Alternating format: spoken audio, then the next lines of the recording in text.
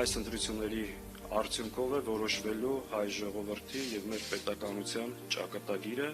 եւ մենք այս ընտրությունները դիտում ենք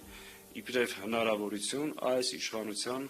վերարտադրությունը կանխելու համար։ Դաշնակցությունը որոշել է մասնակցել դաշինքային ձևաչափով։ Հիմա մենք արդեն պետք է տեղի ունենան քննարկումներ, խորհրդակցություններ, բանակցություններ, որպեսզի գանք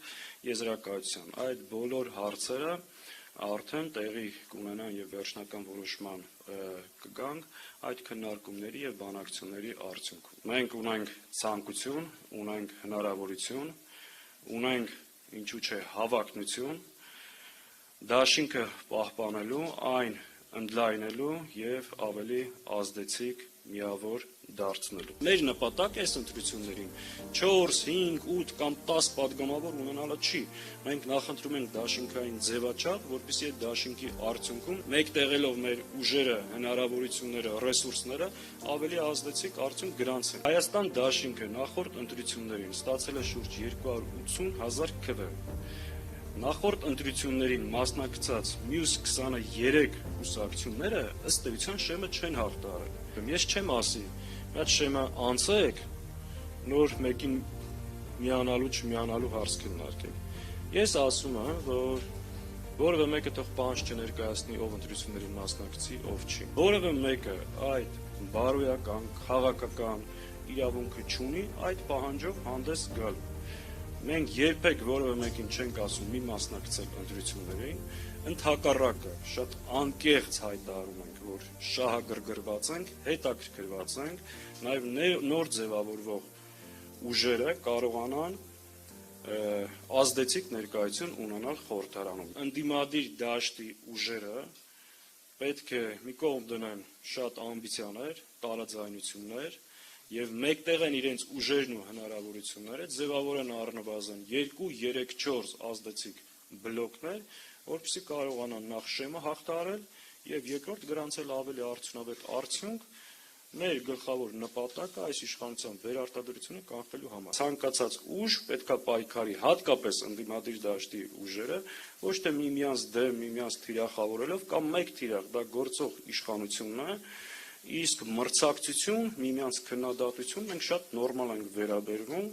եւ այդ ազատ մրցակցության պայմաններում նաեւ հնարավորությունը մեր հանրությանը այլընտրանքներ առաջարկելու եւ ժողովուրդը թող կողմնորոշվի։ Եթե լինի մի իրավիճակ, որ մեզանից որևէ մեկը ավելի շատ քվ հավաքի եւ մեր իրենց հետ համագործակցության արդյունքում այս իշխանություններին կարող ենք հեռացնել, մենք համագործակցելու ենք։ Ի տարբերություն մյուսների շատ ուղիղ ասում ենք,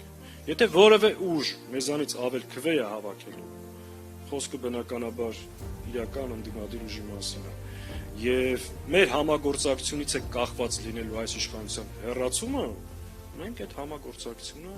տեղի ունենալու է մեր կողմից այդ իմաստով վերապահում չկա։ Հայաստանի ինքնիշխանությունը, պետականությունը, անկախությունը որևէ մեկը չի կարող թիրախավորել եւ մենք եւ հրապարակային եւ նաեւ այլ հանդիպումների ընթացքում բնականաբար մեր բողոքի ձայնը բարձրացնելու ենք ու մեր համար անընդունելի է։ Մեր համար նաեւ անընդունելի է ու ծիծաղելի է սա իշխանության վարկագիծը, երբ որ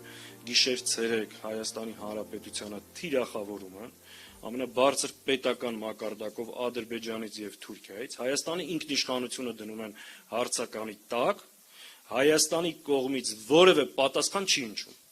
Ու մի հատ ռուս